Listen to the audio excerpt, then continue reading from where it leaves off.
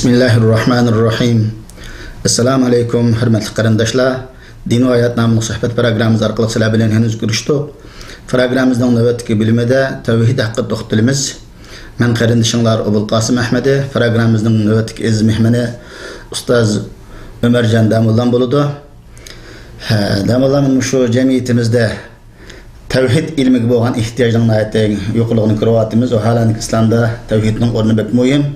Nurgulun yaş qarindoshlarımızda bu tevhid ilmi, hatta tevhidin türlerini yaxshi bilmeydi. Bu vaqt bir tushuncha bergan bo'lsalar, qani marhamat. Elhamdülillahi Rabbil alamin. Ve la udvana illa ala'z zalimin.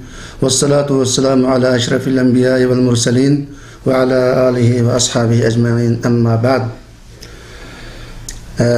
Bu tevhid hakkında to'xtalishdan dastlabda men tevhidninki lügat manisi. Anandaki islahi manisi, yani şeriattaki islahi mefhumini biraz to'xtalishni to'g'ri ko'rdim.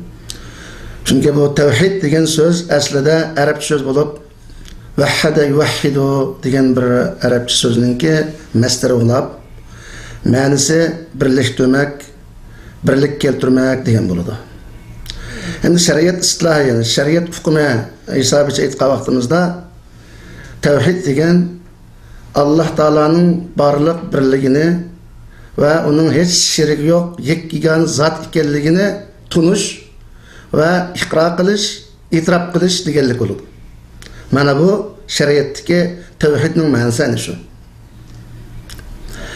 Endi bu tevhid hammamizga ma'lumki, bu Müslümanlar hayatından emas, belki bütün insaniyetke hayatında, bütün insaniyet hayatında nihayet pek mühim bir rol oynaydıgan, bomuz olmaydıgan, hususen Müslüman kişinin bu tevhidini bilmesi olmaydıgan nihayet pek zürür bir amil.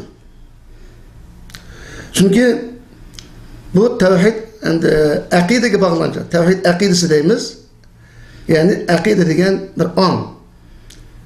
Bu akide düşken çağımızda akide, yani meyli doğru olsun, hata olsun, hemimiz körep duruvatımız dünyadaki her qanday bir insan akidesiz yaşayamaydı. Meyli batıl, meyli hak. Ama hak bolgan akide, tevhid akidesi şu. Ama nahak, yani doğru olmagan, hata bolgan, bozuk bolgan akidelerden çoğu insanlar yaşaydı. Çünkü bu akidenin ki insan hayatı da organın çoğunluğu, insan için bu akidenin, tevhid akidesinin ki mühimliği neymi degende? Çünkü her qanday bir insan akidesinin ki kontrollü qası yaşaydı. Bu akidenin orni kalp, meni olup, andaki Peygamber sallallahu aleyhi ve sellem hadis-i şerifte göstergендek, bu akide Rus bo'lgan, yani tevhid akidesi bo'lgan chaqda, yani akide ruslanadi. Akide Rus bo'lgandan keyin insonning yönelişi, insanın ki bütün hareketleri, kılıkları, sözleri ıslah oldu. Çünkü Peygamberimiz sallallahu aleyhi ve sellem hadis-i şerifte insanda bir parça goş var diken. Şu goş kaçan ıslah bulur diken, tüzülü diken insanın bütün cesedi, bütün azaları, hareketleri hem işço tüzülüp yaşlanıp gidiyordu. Ama insanın şu goş, şu kalp, şu İnsan şu göz düzelmeydikken, ıslah olmaydikken, o insanın bütün cesedi hemmisi bozuldu diken. O bozulma nime diken de tevhid akidesi. Akide.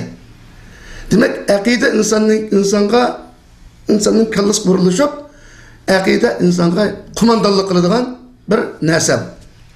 Şunun için biz degende meyli toğra meyli hatadır, dünyadaki her tabaka insanlar, ta insaniyet yaratılıp, insanlar yaratıldığını tatıp da bugünkü gün kadar her qanday insan meyli doğrudur, meyli hatadır, akide yetekçiligi, akidenin kumandanlığı asıda yaşaydı. Şunun için Allah subhanahu ve teala Muhammed Aleyhisselam'ni ve Muhammed Aleyhisselam'ın ilgili ötken bütün peygamberlerini çoğu tevhid akidesini bayan kılışka ve bütün insaniyetlerini tevhid akidesiga chaqirishga şu vazife bilen şu vazifeni üteşki tayinlep qanday qilgan payg'ambar qilgan. Amaliyotda bizning payg'ambarimiz sallallohu alayhi vasallamning Mekke'deki 13 yıl hayatida ötken 10 yıl içinde Resulullah'ın elip bağın daveti Mekke müşrikleri, Mekke'deki halklar bilen şu vaqtida qilgan mücadelesininki asasi mezmunu ne oldu? Yani tevhid hakkında. Yani Allah Teala'nın barlık birliğini tunuş, Allah hiç qanday narsani şerik keltirmeslik, Allah'ı koyup Allah'tan başka hiç qanday bir narsani ilah qilib olmaslik, Xudo qilib olmaslik. Mushu mazmun o'z ichiga olgan la ilaha illalloh degan bu tevhid kelimesini insonlarning qalbiga urillashtirish, mushu tevhid kelimesi aslida amel qilishga chaqirish uchun Peygamberimiz sallallohu alayhi vasallam 10 yıl hayatını butunlay mushunda o'tkazgan. Shuningdek, tuanda bunun delili uchun bir necha oyatlarni o'qib o'tamiz. O'tmishlik payg'ambarlarning tarixiga qaraydigan bo'lsakmi, hammasi o'z qavmininki, o'z qavmi bilan o'lib qolgan shu da'vatlari va o'z qavmining o'tgan o'zining Allohdan deb kelgan vazifasi, shu qilgan da'vatlarining hammasiningki asosi markazining bo'lgan Alloh taolaning barliq birligini e'tirof qilish, Alloh taolaning shirk keltirmay ibodatni Allohga qilish, Allah'ın başka kişilerin üzerine ilah tiklemeslik, mushu prinsipini, mushu mezmununu öz içine alan bu tevhid kelimesi ibaret bu uluk şuarını yeryüzündeki insanlara sığdırış için hizmet kılıp köygen. Bu hakta Allah subhanahu wa ta'ala mundak deydi ve estaizu billah Sure Zariyat'ın 56. ayetinde وَمَا خَلَقْتُ الْجِنَّ وَالْاِنْسِ اِلَّا لِيَعْبُدُونَ Allah dedi, ben insanlarını ve cillani fakat benim için ibadet kılsın için yarattım. Biz insanlarını Allah Teala dünyada başka için demez fakat Allah Teala'ya ibadet kılış için yaratkanlığını bayan kıldı bu ayette. İbadetini Allah kılışın için tevhid. Ben bu ayet-i kerimede Allah'a ibadet kılış tevhid. Ben bu tevhid biz insanların yaratılışının ki asası sebebi mi çoğu? Allah Teala'nın dünyada insan yaratışının sebebi tevhid ikenligi bayan kılındı. Yana bir ayette Allah subhanahu wa ta'ala Elif lam ra kitabun uhkimet ayatu thumma fussilet min ledun hakimin habir alla ta'budu illallah. Elif lam ra bu kitap ayetlerinin ki tertibi nayet puhta. Bu kitapta yani akide, ahkam, kıssalar tuluq bayan kılınan hemen bilgiçi hikmet bilen iş kılgıcı hemen haberdar Allah Teala'dan düşken kitaptır. Ve bulup aygınım dedi Allah Teala Allah ta'budu illallah. Allah'ın başka ibadet kılmanlar. Fakat bir Allah için ibadet kılmanlar deyip bütün insaniyetini hemen bu tevhidki çakırıp ben bu ayette Sure Hud'un 1. ve 2. ayetlerde bunu bayan kılıp. Yani bir ayet Allah subhanahu wa ta'ala وَلَقَدْ بَعَثْنَا فِي كُلِّ أُمَّةٍ رَسُولًا اَنْ يَعْبُدُ اللّٰهَ وَاجْتَنِبُ الطَّاغُوتِ Nahl suresinin 36. ayette. Hakikaten biz her bir ümmette yalnız bizim peygamberimiz biz ümmet gemez ötmüştü ki insaniyet tarihinde ötken her kandak ümmet her kandak insanlığa bir Allah'a ibadet kılınlar tağutun çoğu saklananlar. Tağut degen nima degende tağut degen Allah emas Allah'ın orunda kişiler özününki ilah tiklep ibadet kılgan canlılık ya canlılık cansız her kanda bir insanlar üzeri tiklip algan mabudi. Man bunda mabuduk çoğu Allah'ın başka mabudlarga çoğunuştunca saklananlar dep Allah subhanahu wa ta'ala bu söz arkalık ibadetini fakat Allah halis kılış. Allah bulmagan her kanda bir nesige çoğunuştan, ibadetini onun kılıştan, ya ki o nesini Allah'ın ibadetine şirk kılışını çoğu saklanışlığa çakırdı. Demek dünyada kelgen her bir peygamberning vazifesi mana shu bo'lgan.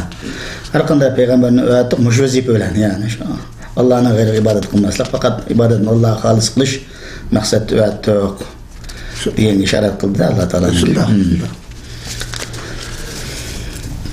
Yani bir ayette Allah subhanahu wa ta'ala mundaq deydi: "Qul ya ehlel kitab, ta'alu ila kelimetin sevain beynina ve beynekum alla na'budu illallah ve la nushrike bihi şey'en ve la yettehize ba'duna ba'dan erbaba min dunillah." Bu ayet-i kerimede Allah subhanahu wa ta'ala Peygamber Muhammed sallallahu aleyhi ve sellem'e hitap kılıp mundaq deydi: "Ey ehli kitap, ey Yahudi ve Nasaralar, sizler fakat Allah'la ibadet kılış, Allah Teala'ya hiç nersini şirk keltirmeslik ve Allah'ını koyup birbirimizin için Xudo tikilib olmaslikdan, Allah tikilib olmaslikdan, ma'bud tikilib olmaslikdan ibaret bir kelime, yani tevhid akidesi için kelinglar deb chaqirgan. Bu tevhid akidesi beynina ve beynekum, bizlerning ve sizlarning arangizda o'rtaq. Demek bu yerda Allah'a ibadet kılış, Allah'a hiç qanday narsani shirk keltirmaslik, Allah'ını koyup başka bir şeyini, meyli o hakimiyet olsun, meyli başka ulug' kişiler olsun, meyli hatta peygamber var, qanday nima olsun qatnaz Allah bo'lmagan har qanday bir şeyini şu shirk qilmaslik, yani Rab deb tikilib olmaslik, yani onunğa ibadet qilmaslik, bo'ysunmaslikdan ibaret. Bizning ve sizlarning arangizda o'rtaqlik. Beynina ve beynekum. Yani Ümmet-i Muhammed kimi ve Ümmet-i Muhammed'in ötmüşteki Musa aleyhisselam, İsa aleyhisselam qatarlıq peygamberlerinin ümmeti kimi bayan kılıngan, oturup koyulgan bu davet. Muşu davet ki çok kilinglar. Bu yalğız çok Muhammed aleyhisselam hep gelgen, ya ki Muhammed aleyhisselamın ümmeti değil de emez. Bütün insani tarihideki bütün peygamberlerinin öz ümmetiga hep gelgen ulug' chaqiriqi ve öz ümmetiga ödegen mesuliyeti mana bu tevhid. Bu ayetten şu çıkıyor. Tabii bu ayet-i kerime şu an olayet tehize bazına ba'dan arbaba min dunillah. Birimizden tikli olmaz. Yani demek bir onun sözünü mukaddes biliş, Allah'ın Resulü'nün sözüne qarib qo'yib turib, ona Rab tikligen bulduğun bugün günde hepsiz şu nurg'ulan kitapda yazılıqlı. Mazağı çok olsan müşrik, tak çok olsan müşrik, davudrak çok olsan müşrik. Bugün günde de takka davudrak çok olganlar mı var? Lekin onun asasen insanlar yaşlarının kallası özgərdi. Mühimi, boşunda yerli kanunluğa, yani Allah'ın sözünün, başkalarının sözünü mukaddes bililişinin ki ne kadar xatarlık işaret çıkdı bu ayet kerinde. Şunda. Hem de yukarıda bir qancha ayetlerinin ki mezmunundan tanıştık. Bu tevhid akidesinin ki yukarı degandek insanlar hayat için, yalnız Müslümanlar için emas, bütün insaniyetke berilgan taklif bu. Bütün insanların hayat için nihayet mühim deb aytdık. Mühim bo'lganligi uchun şuna insanların bu tevhid akidesine insanların yaratılışı, peygamberlerinin ibrilişi ve kitaplarının sürülüşü için sebebi deb bitti ayet mazmunida. Hem de nima uchun bunchalar mühim bu deganda, siz deganda o'ylab bakılan bo'lsak, dunyoga nazar soladigan bo'lsak, Ötmüşte bugün gündümü o mazağı çokunmaslık o bu uyandı gelip hazır insanlar maddık çokunuş, terakkiyat çokunuş, muş halaketi de ebriyede Allah'ın hak hukukunu öz cayık tekkizmeye batıdı. Ötmüşteki peygamberlerin tarihinde boğan helaketli mi? Demek o hemmini Allah yaratkan tutsa, Allah nimet birivatkan tursa, yok kılıvatkan, yartıvatkan, bəgen, toskan, eziz kılgan, har kılgan, hemiz Allah tursa, Allah'ın uluğlaşının onuğa, bazılar, eminim ki muşu, ma'budum dedi, putlarını çokunup, onu suyungen, Allah'a bildirdiğin söygü, mihri muhabbetine, başka Allah'ın gayrigi, bəgenlik üçün çoğu, qanda bo'lgan, ba'zisi tosh bilan va ba'zisi yomg'ir bilan tarixda o'qiymiz. Lekin Qur'on Karimda ayda hilak bo'lgan. Endi bugungacha shundan biz shu shirkdan, shu Allohning haqqini depsendi qilishdan biz saqlana oldikmi deganda saqlanmayotimiz. Masalan, men o'tganda bir turib, nima qilsam, bir odamning o'zi shu obdan bir shayx arab kelishgan odam ekan, shayx suhbat odam ekan. Shu qarab bir odam xanzuj gap qilib olsa, shu xanzuning so'ziga shunda xushallanib, shunda so'yib ifodalab, shunda quloq chalib ketayotgan yo'lidan to'xtab anglayotdi. Hammasidan anglayotdi. İşim dedim ki Allah, sen bu Arap milleti, Peygamber Muşisi'nin çıkan, sen bir Kur'an-ı Kerim'de muşinçilik söylege, muşinda mesleğini keltirip anlap kelsen kanda oladı dedim. Yani bazı yerlerde mesela bir İngiliz dilini çıraylık söyleydi alıp kapı kalsa, o şunda tas kaldı hemenimizde belgili. Ama Allah Teala'nın kelamı tilavet kılınsa, ya tefsir kılınsa, görüyordunuz mu? Gör, mescitte 100 edemden 10 edem kaldı, hemen çıkıp gidiyor.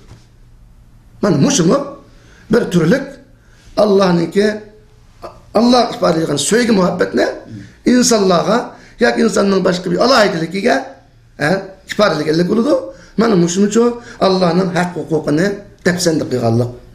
Bu ibadetini Allah kılış. Allah'ın başkanı üzerine tiklemezlik, mabut tiklemezlik çoğu nemiydi Allah'ın hakkıydı. Ben Allah'ın hakkını tepsendik kılganlığımız üçün, kılvatkanlığımız üçün, ben bugün gündüm çoğu. Burunda taş bilen, yağmur bilen, tufan balası bilen insanlar ilak olgan bolsa, özünün kuludu yasıgan bombalar bilen, sarıqlıdan çoğu, net 100 minlagan adamla ilak buladık. Şunun için, mesela biz qaraymiz, dünyada içilvatkan, meyli biti deydim bulmuşsun, meyli başka bir her çoğun kurultaylı da, insan hak hukukları meselesi, bu yani bir meselesi de şu hak hukukları meselesini oturdu deslap sözler, şu yığınınki şu kurultayının nemesi olup kaldı, bir mudusu ayınıp kaldı. Ama en çok hak hukuk Allah'ın hakkı tevhidini tunup, Allah'ın varlık birliğini tunup, Allah'a ibadet kılış, Allah'ın dinine özümüzü bütçe Allah'da kanun kılıp tiklep, şu Allah'ın dini boğan kanun aslında yaşaş için ibaret, bu Allah'ın hak hukukunu deydiğin hiç kim yok. Meyli Müslüman meyli, nimeler, başkalar.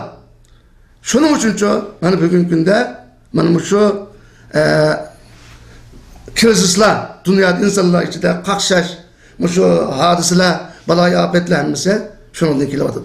Şunun için, bu insanın hayatında en mühim boğan tevhid boğanlık için, bunu her bir Müslümanın tuluk bu tevhid ilmini ürgünüşü, bunu tunup yetişi, bunu kalbi uğurlaştırışı, muş tevhid akidesinin kumandalığı aslında iş görüşü, emel kılışı, hareket kılışı, her bir Müslümanlığın ki kaçıp kutlanmaydıgan ve bilimiz bulmaydıgan mühim bir vazifesi hesaplanıdır. İnşallah keler hepsini tatip Allah halısa, yani bu tevhidinin ki başka Allah'a her bir kısmı doğruluk inşallah toxtalımız.